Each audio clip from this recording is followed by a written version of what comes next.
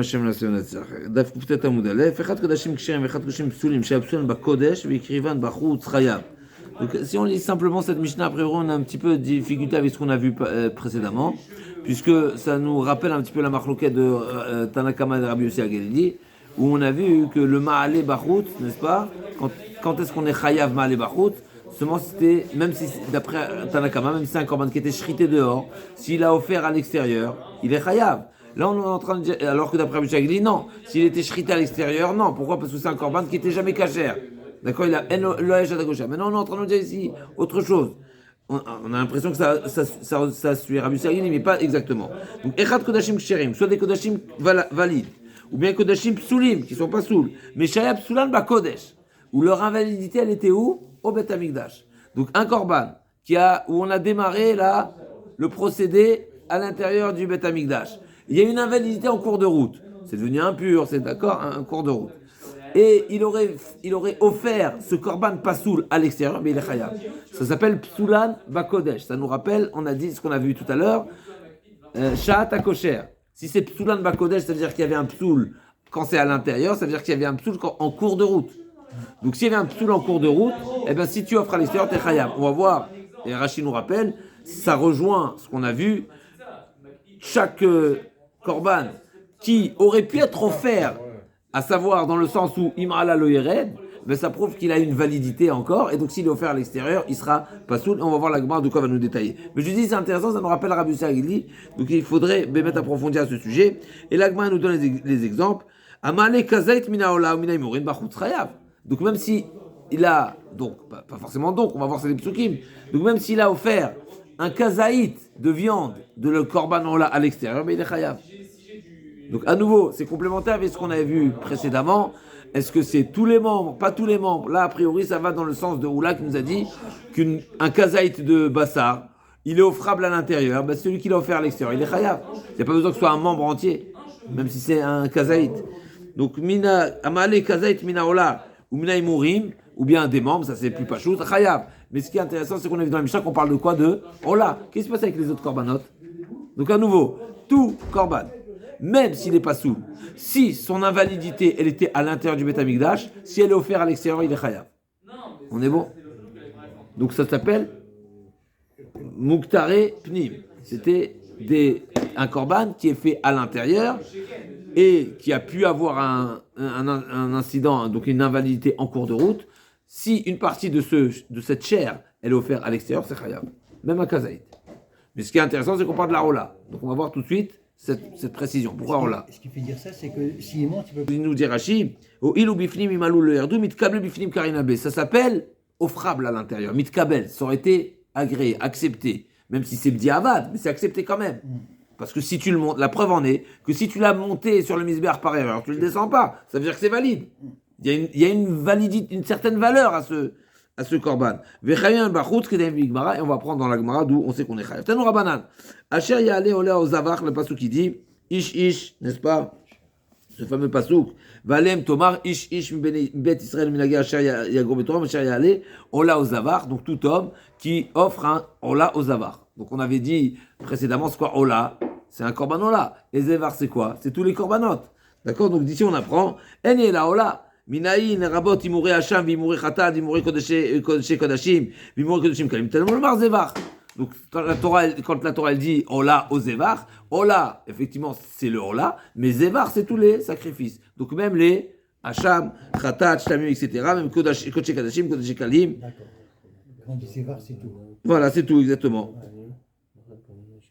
Minaïn, les rabots à Komet, il y a d'autres offrandes. Au Komet, c'est quoi le Komet? C'est le prélèvement de la semoule, de la farine. Les vona, ça c'est la fameuse fleur. Veketoret, les encens. Ou minchat kohanim, c'est la minchat des kohanim qui est particulière parce qu'elle ne se mange pas. Ou minchat kohen mashiach, va menacer chouchet lugim yain, ou bien celui qui verse du vin. Chouchet lugim yain, tabou le mar, pitach moed lo evienu, kol abal pitach moed chavim al bachut. De ce passage, on apprend, la Torah dit quoi? Tout celui qui a un korban à faire, alors entre guillemets un korban, mais pas seulement un korban, c'est toutes les offrandes, qui auraient dû venir au El Moed, et lui il n'a pas amené au El Moed. Ça veut dire, j'en déduis, que tout ce qui est censé être offert au El Moed, qui n'a pas été offert au El Moed, qui est offert à l'extérieur, eh ben on est chayav. Eveni la kodashim ksherim, minayin rabot psulim, kigon halan. Maintenant, ok, ça tu m'as parlé des offrandes qui auraient dû être offertes à l'intérieur. D'où je sais que même ceux qui ne sont plus valides à l'intérieur, comme par exemple, il y a deux types d'invalidité, comme on a dit. Dormir. Celui qui date, l'âne, ça veut dire passer la nuit. Yotse, il est sorti. Ou bien il est devenu tamé, etc. Minayin veni la kodashim ksherim, minayin rabot psulim kigon halan yotse vatame shenishchat chutz zmano v'chutz mkomo v'shkiblu psulim zarchu et damo v'nitain lemata shenitain lemala v'nitain lemala shenitain lemata. Donc ceux aussi qui ont mal été shrités avec des mauvaises pensées, ou bien ceux qui ont mal été aspergés. On sait très bien qu'il y a des corbanotes qui sont aspergés au-dessus de la ceinture, d'autres qui sont en dessous. Ou bien les corbanotes qui auraient dû être aspergés à l'intérieur, comme les corbanotes de Kippour qui ont été aspergés à l'extérieur, ou vice versa.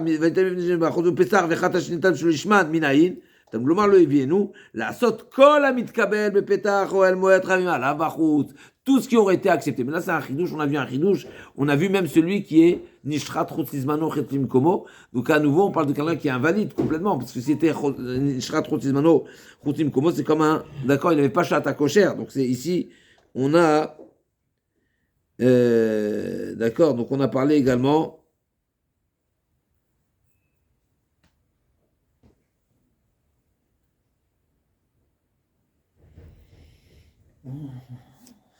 Il faut dire que même le pigoul qui est à la shrita, donc il est depuis le premier instant, finalement c'est un type d'invalidité qui est lié au kodesh. C'est pas extérieur, comme par exemple toutes les bêtes qui sont invalides parce qu'ils ont un moum, parce que c'est tréfa, parce que c'est kilaïm, parce que c'est rové à nirba, c'est avodazar, etc. Ok, amalei kazet mina ola, ola vimurea in, shlami vimurea lo, c'est marqué celui qui a offert un kazaït, donc c'est une kazaït de viande, de la ola. On a parlé des imourim. Donc les membres de la bête. Pourquoi tu me parles seulement de la Ola? Qu'est-ce qui se passe avec les autres? On vient de dire que même les autres sont chayav, d'accord?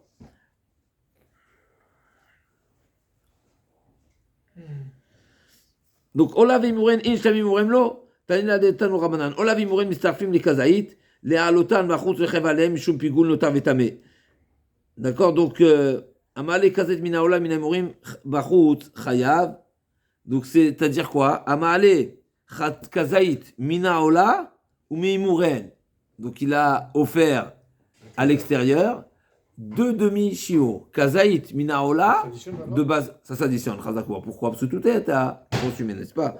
Donc là, il m'a dit Ola Vimuren in, je t'ai mis Vimuren lo. Donc qu'est-ce qui s'associe? Qu'est-ce qui est mitzaref? Donc pour une offrande, c'est à partir de Kazaït, d'accord? Donc il faut qu'il y ait Kazaït. On n'a pas vu dans les pages précédentes, est-ce que l'os il s'associe? Est-ce que le sel il s'associe? Mais en tout cas, ce qui est sûr, c'est qu'il faut Kazaït. Maintenant, là, on est en train de dire le kazaït. Est-ce que la viande et les imourim, c'est mitzaref ou pas? Pour la ola, oui. Pour les autres, j'en déduis que non. Et là, il m'a dit, effectivement, c'est ce qu'on a trouvé. Tanina de Tanoura Banan, ola vimouren mitzarfin. Pour la ola, la viande et les imourim, donc c'est les parties qui sont, il y a des différentes parties, d'accord, qui sont offertes. Mitzarfin mi kazaït, ça peut se cumuler pour un kazaït. Les alotan bachut, pour celui, et donc ça condamnerait celui qui a offert à l'extérieur. Ou bien, les chalim shum pigul notar vetame. La Gemara dit malade ola de kalil in shtamim lo. Je comprends pour l'offrande parce que c'est d'une même nature, parce que toute la ola elle est offerte à l'intérieur, donc je comprends que c'est d'une même nature, donc ça s'associe. La règle est que toute chose qui est similaire, qui est d'une même nature, qui a le même chiour, qui est un même nom global, ça s'associe parce que ça s'appelle min bemino. Donc dans le korban ola, je comprends que ça s'associe parce que c'est d'une même nature. Par contre, et donc seulement la ola et pas le shlamim. Par contre, la pigoule de notar et tamé maïtama. Mais pour les halachot de pigoule et notar et tamé, pourquoi ça s'additionne? C'est pas la même chose. L'agma a dit, vatnan, kol la pigoule mitzarfin, vachon notar mitzarfin, caché à pigoule, caché à notar. L'agma répond, donc a priori j'ai un enseignement qui va à l'opposé. Et l'agma a dit, lo caché kan pigoule, kan be marchevet, pigoule. Il y a deux notar, lo caché, kan be notar, kan shiltoru, ad shelo nizrakadam. ומנה רבי יהושע ידתניא, רבי יהושע אומר, כל הזבחים שבתורה שיש בהם כזית בשר וכזית חלב זורק את הדם, חצי זית בשר וחצי זית חלב, אינו זורק את הדם. Donc ça dépend, on voit ici clairement que Rabbi Yeshua nous dit que c'est pas mitzaref. Donc qu'est-ce qu'il dit Rabbi Yeshua? כל הזבחים שבתורה שנשתרى בהם כזית בשר וכזית חלב. Donc il reste, donc c'est un korban où il est totalement problématique, d'accord?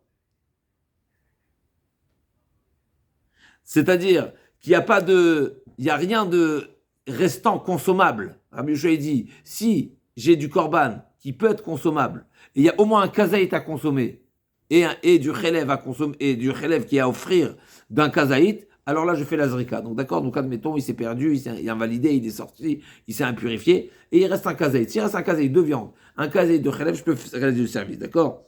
Des Tanya, Rabbi Yoshua, Kol HaZarim Shebatorah, bien sûr à l'exception de la Hola, parce que la Hola elle n'est pas consommable, mais les korbanot en général. Chez Nishtaya même Kazaït Bassar, donc on a perdu la viande, on l'a plus, et par exemple elle a été perdue, elle a été brûlée, etc. Mais il reste un Kazaït de viande. Mais s'il y a un Kazaït de viande, tu peux réaliser le service, tu peux faire la zrika. Et pareil pour du chélève. Mais s'il y a un Khatzizaït, un Khatzizaït de Bassar, un Khatzizaït de chélève, c'est pas, ça ne s'associe pas. Pourquoi? Parce que c'est marqué Vezara kakonet adam veiktir achelev. Parce qu'on voit dans la Rashi nous ramène le pasouk où la Torah dit quand est-ce que tu pourras faire l'aspersion? Quand tu as de quoi offrir le chelev. Donc on voit que il faut un minimum de haktara, d'offrande pour pouvoir réaliser l'aspersion. Uberola chatzizaït basar ve chatzizaït chelev zorek et adam pnei shekula kalil. Donc pour les korbanot en général, il faut kazaït basar, kazaït chelev. Mais Khatzizaït, ça ne s'associe pas. Par contre, pour la Ola, ça s'associe. Pourquoi? Parce qu'elle est entièrement brûlée. Elle est entièrement Kula Kalil.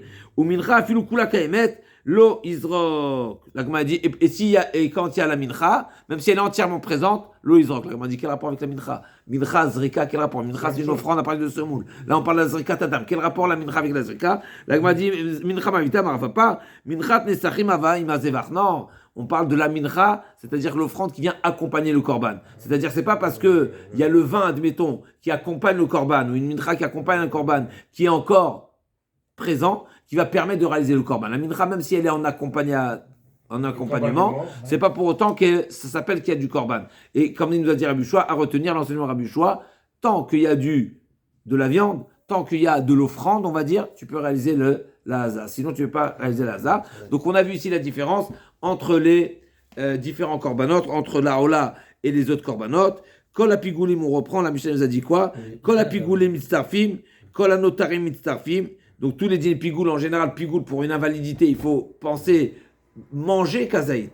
Ou bien, les notares également mitzarfim, ça veut dire qu'il faut un notar de kazaït. Ça veut dire qu'il y a deux notares, deux khatzizaït de notares. Celui qui a mangé, on sait que c'est interdit de manger un korban après l'heure de péremption. S'il a mangé la taille d'une demi-olive d'un korban et la taille d'un demi-olive d'un autre korban, les deux c'est notar, c'est mistaref. Au total, il a mangé combien? Un kazaï. Donc il est condamnable, n'est-ce pas? Quand on fait un korban, est-ce qu'il y a les libations